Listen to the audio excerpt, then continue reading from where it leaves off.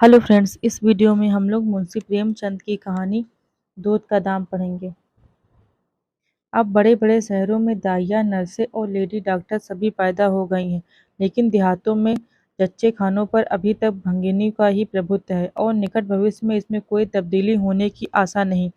बाबू महेश नाथ अपने गांव के जमींदार थे, शिक्षित थे और जच्चे खानों में सुधार की आवश्यकता को मानते थे, लेकिन उसमें जो बाधाएं थी उन पर कैसे विजय पाते। कोई नर्स देहात में जाने पर राजी न हुई और बहुत कहने सुनने में राजी भी हुई तो इतनी लंबी चौड़ी फीस मांगी कि बाबू साहब को सिर झुकाकर चले जाने के सिवा और कुछ न सूझा। लेडी डॉक्टर के पास जाने की उन्हें हिम्मत न पड़ी। उनकी फीस पूरी करने के लिए तो शायद बाबू साहब को अपनी आधी जायदाद बेचनी पड़ती। इसलिए जब 3 कन्याओं के बाद वह चौथा लड़का पैदा हुआ तो फिर वही गूदड़ था और वही गूदड़ की बहू। बच्चे अक्सर रात ही को पैदा होते हैं। एक दिन आधी रात को चपरासी ने गूदड़ के द्वार पर ऐसी हाक लगाई कि पास पड़ोस में भी जाग पड़ गई। लड़की न थी कि मेरी आवाज को पुकारता। गूदड़ के घर में इस सुअवसर के लिए महीनों से तैयारी हो रही थी। भय था तो यही कि फिर बेटी न हो जाए, नहीं तो वही वही बंधा हुआ 1 रुपया और एक साड़ी मिलकर रह जाएगी। भविष्य में स्त्री पुरुष में कितनी ही बार झगड़ा हो चुका था, शर्त लग चुकी थी। स्त्री कहती थी, अगर अब की बेटा ना हो तो मुंह ना दिखाऊं। हाँ हाँ हाँ, मुंह ना दिखाऊं, सारे लक्षण बेटे के हैं। गूदड़ कहता था, देख लेना बेटी होगी और बीच खेत बेटी होगी, बेटा निकले तो मूछें मुड़ा लूं। हाँ हाँ, मूछें मुड़ा लूं। शायद गूदड़ समझता था कि इस तरह अपनी स्त्री में पुत्र कामना को बलवान करके वह बेटे की आवाही के लिए रास्ता साफ कर रहा है। गूंगी बोली, हाँ मूछ मुड़ा ले दाढ़ी जार। कहती थी बेटा होगा, सुनता ही न था, अपने ही रट लगाया जाता था। मैं आज तेरे मूछें मुड़ूंगी, खूंटी तक तो रखूंगी ही नहीं। गूदड़ ने कहा, अच्छा मोड़ लेना भलीमानस, मूछें क्या फिर निकलेंगी ही नहीं? तीसरे दिन देख लेना, फिर ज्यों की त्यों है, मगर जो कुछ मिलेगा उसमें आधा रखा लूंगा, कह देता हूँ। भूंगी ने अंगूठा दिखाया और अपने 3 महीने के बालक को गूदड़ के सुपर्ब का सिपाही के साथ चल खड़ी हुई। गूदड़ ने पुकारा, अरे सुन तो, कहाँ भागी जाती है? मुझे भी बधाई बजाने जाना पड़ेगा, इसे कौन संभालेगा? भूंगी ने दूर ही से कहा, इसे वही धरती पर सुला देना, मैं आके दूध पिला जाऊंगी। महेश नाथ के यहाँ अब भी भूंगी की खूब खातिरदारियां होने लगी। सवेरे हरीरा मिलता, दोपहर को पूरिया और हलवा, तीसरे पहर को फिर और रात को फिर, और गूदड़ को भी भरपूर परोसा मिलता था। मूंगी अपने बच्चों को दिन रात में 1-2 बार से ज्यादा न पिला सकती थी, उसके लिए ऊपर के दूध का प्रबंध था। भूगी का दूध बाबू साहब का भाग्यवान बालक पीता था और यह सिलसिला 12वें दिन भी न बंद हुआ। मालकिन मोटी ताजी देवी थी, पर अब की कुछ ऐसा संयोग कि उन्हें कुछ दूध ही नहीं, तीनों लड़कियों की बार इतनी इफरात से दूध होता था कि लड़कियों को बदहजमी हो जाती थी। अब अब की एक बूंद नहीं, भूगी दाई भी थी और दूध पिलाई भी। मालकिन कहती, भूंगी हमारे बच्चों को पाल दे, फिर जस तक तू जिए बैठी खाती रहे ना, 5 बीघे माफी दिलवा दूंगी, नाती पोते तक चैन करेंगे। और भूगी का लाडला ऊपर का दूध हजम न कर सकने के कारण बार बार उल्टी करता और दिन दिन दुबला होता जाता था। भूगी कहती, बहू जी मुंडन में चूड़े लूंगी, कह देती हूँ। बहू जी उत्तर देती, हाँ हाँ चूड़े लेना भाई, धमकाती क्यों है? चांदी के लेगी या सोने के? वाह बहू जी, चांदी के चूड़े पहन के किसे मुंह दिखाऊंगी और किसकी हंसी होगी? अच्छा सोने के लेना भाई, कह तो दिया। और और ब्याह में कड़ा लूंगी और चौधरी के लिए हाथों के तोड़े, वह भी लेना। भगवान वह दिन तो दिखाए। घर में मालकिन के बाद भोगी का राज्य था। महरिया महाराजिन नौकर चाकर सब उसका रोब मानते थे, यहाँ तक कि खुद बहू जी भी उससे दब जाती थी। एक बार तो उसने महेश नाथ को भी डांटा था, हंसकर टाल गए। बात चली थी भंगियों की। महेश नाथ ने कहा था, दुनिया में और चाहे जो कुछ हो जाए, भंगी भंगी ही रहेंगे, इन्हें आदमी बनाना कठिन है। इस पर भूगी ने कहा था, मालिक भंगी तो बड़ों बड़ों को आदमी बनाते हैं। हाँ, उन्हें क्यों उन्हें कोई क्या आदमी बनाए, या गुस्ताखी करके किसी दूसरे अवसर पर भला भोगी के सिर के बाल बच सकते थे। लेकिन आज बाबू साहब ठठाकर हंसे और बोले, भूगी बात बड़े पते की कहती है। भूगी भोगी का शासन काल साल भर से आगे न चल सका। देवताओं ने बालक के भंगिन का दूध पीने पर आपत्ति की। मोटे राम शास्त्री तो प्रायश्चित का प्रस्ताव कर बैठे। दूध तो छुड़ा दिया गया, लेकिन प्रायश्चित की बात हंसी में उड़ गई। महेश नाथ ने फटकार कर कहा, प्रायश्चित की खूब कही शास्त्री जी, कल तक उसी भंगिन का खून पीकर पला, अब उसमें छूत घुस गए। वाह रे आपका धर्म! शास्त्री जी शिखा फटकार कर बोले, यह सत्य है। वह कल तक भंगिन का रक्त पीकर पला, मांस खाकर पला, यह भी सत्य है। लेकिन कल की बात कल थी, आज की बात आज। जगन्नाथपुरी में छूत अछूत सब एक पंगत में खाते हैं, पर यहाँ तो नहीं खा सकते। बीमारी में तो हम भी कपड़े पहने पहने खा लेते हैं, खिचड़ी तक का खा लेते हैं बाबूजी, लेकिन अच्छे हो जाने पर तो नियम का पालन करना ही पड़ता है। आप आपत धर्म की बात न्यारी है। तो इसका यह अर्थ है कि धर्म बदलता रहता हो, कभी कुछ कभी कुछ। और क्या, राजा का धर्म अलग, प्रजा का धर्म अलग, अमीर का धर्म अलग, गरीब का धर्म अलग। राजे महाराजे जो चाहे खाएं, जिसके साथ जाएं खाएं, जिसके साथ चाहे शादी ब्याह करे, उसके लिए कोई बंधन नहीं। समर्थ पुरुष है, बंधन तो मध्य वालों के लिए है। प्राश्चित तो ना हुआ, लेकिन भोगी को गद्दी से उतरना पड़ा। हाँ, दान दक्षिणा इतनी मिली कि वह अकेले ले ना जा सकी, और सोने के चूड़े भी मिले। एक एक की जगह दो नई सुंदर साड़ियां, मामूली नैनसुख की नहीं, जैसी लड़कियों की बार मिली थी। इसी साल फ्लेग ने जोर बांध और गोदड़ पहले ही चपेट में आ गया। भोगी अकेली रह गई, पर गृहस्थी जो ही त्यों चलती रही। लोग ताक लगाए बैठे थे कि भोगी अब गई। फला भंगी से बातचीत हुई। फलम चौधरी आए, लेकिन भोगी न कहीं गई, न कहीं आई, न कहीं गई। यहाँ तक कि 5 साल बीत गए और उसका बालक मंगल दुर्बल और सदा रोगी रहने पर भी दौड़ने लगा। सुरेश के सामने पिकी सा लगता था।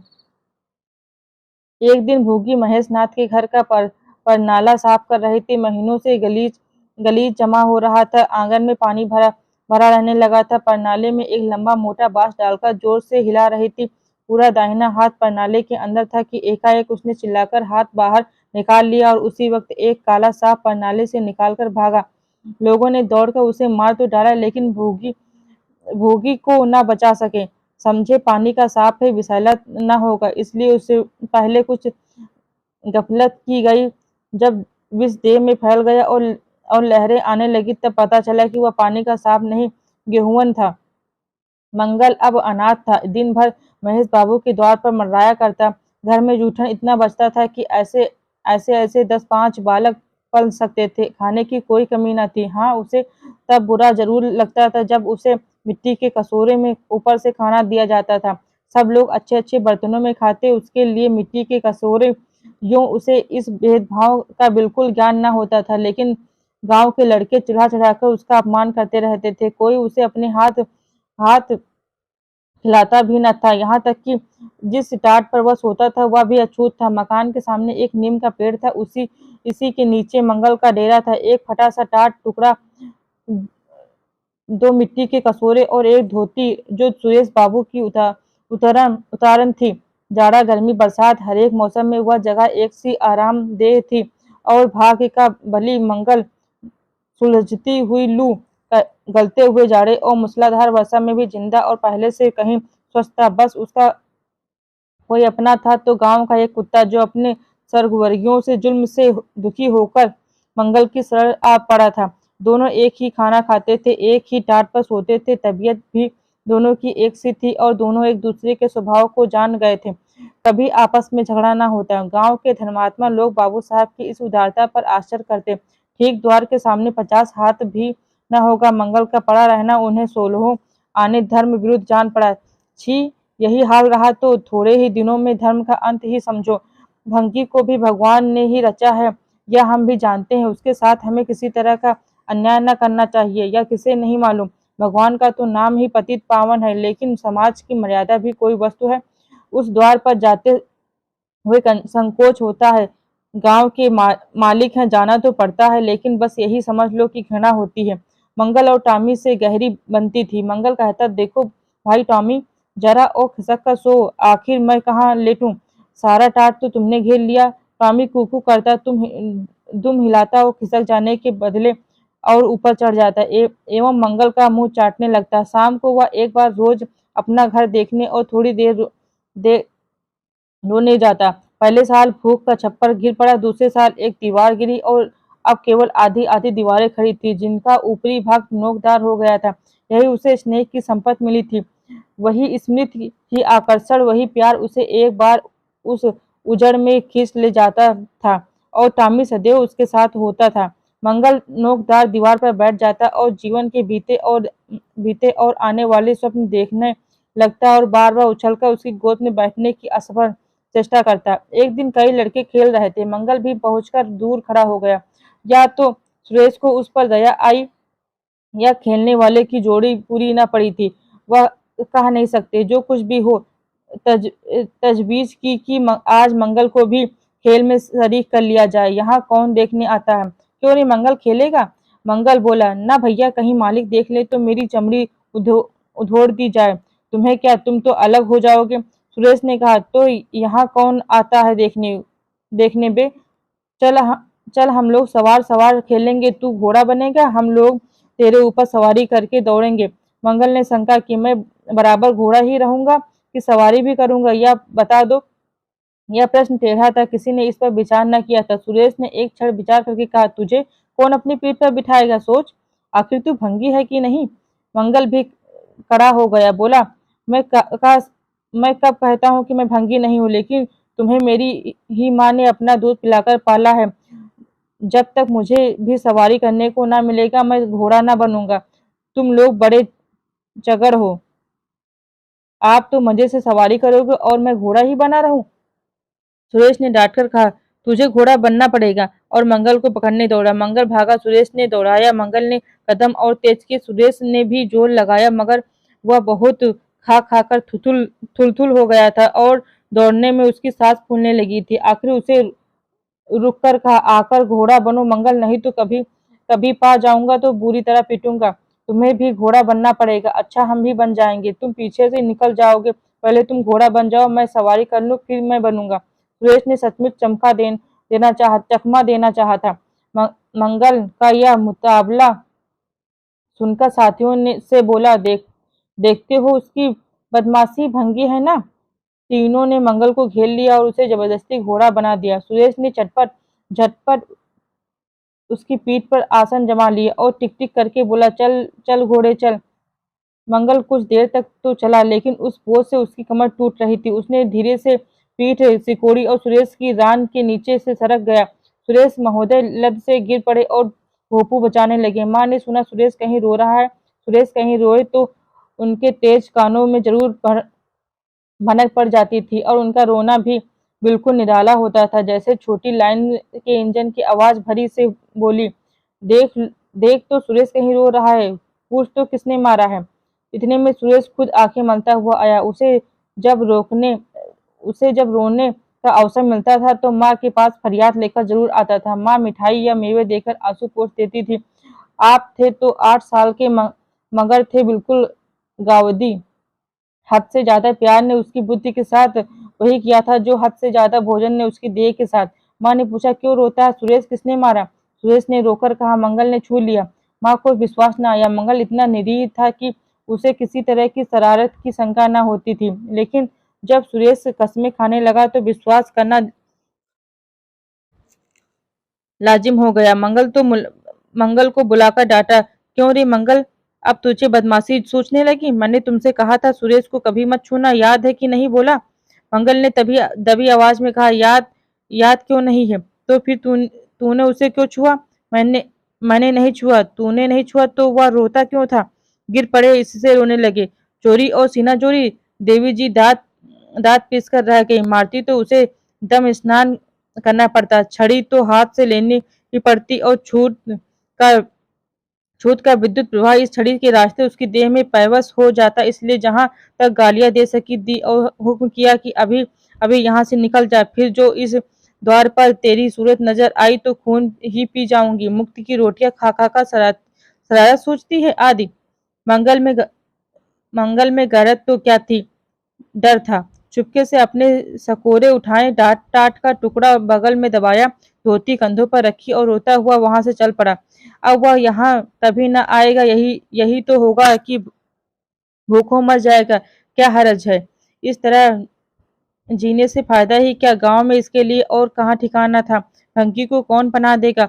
उसी खंडहर की ओर चला जहाँ भले दिनों की स्मृतियां उसके आंसू पोंछ सकती थी, और खूब फूट फूट कर रोया। उसी क्षण टॉमी भी उसे ढूंढता हुआ पहुंचा और दोनों फिर अपनी व्यथा भूल गए। लेकिन जो जो दिन का प्रकाश क्षीण होता जाता था, मंगल की गिलान भी क्षीण होती जाती थी। बचपन को बेचैन करने वाली भूख देह का रक्त पी पी कर और भी बलवान होती जाती थी। आंखें बार बार कसोरों की ओर उठ जाती। वहां अब तक सुरेश की जूठी मिठाइयां मिल गई होती, यहाँ यहाँ क्या धूल फाके। उसने टॉमी से सलाह दी कि खाओ क्या टॉमी, मैं तो भूखा लेट रहूंगा। टॉमी ने कू करके शायद कहा, इस तरह का अपमान तो जिंदगी भर सहना है। यो हिम्मत हारोगे तो कैसे काम चलेगा। मुझे देखो ना कभी। किसी ने डंडा मारा, चिल्ला उठा। फिर जरा से देर बाद दुम हिलाता हुआ उसके पास जा पहुंचा। हम तुम दोनों इसीलिए बने हैं भाई, मंगल ने कहा।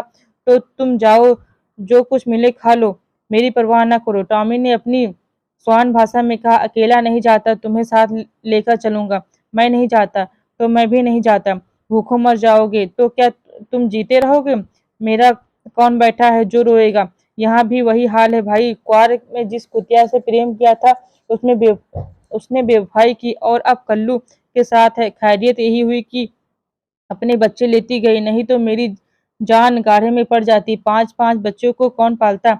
एक क्षण के बाद भूख ने एक दूसरी युक्त सोच सोच निकाली। मालकिन हमें खोज रही होगी क्या टॉमी। और क्या, बाबूजी और सुरेश खा चुके होंगे। कहार ने उनकी थाली जूठन निकाल लिया होगा और हमें पुकार रहा होगा।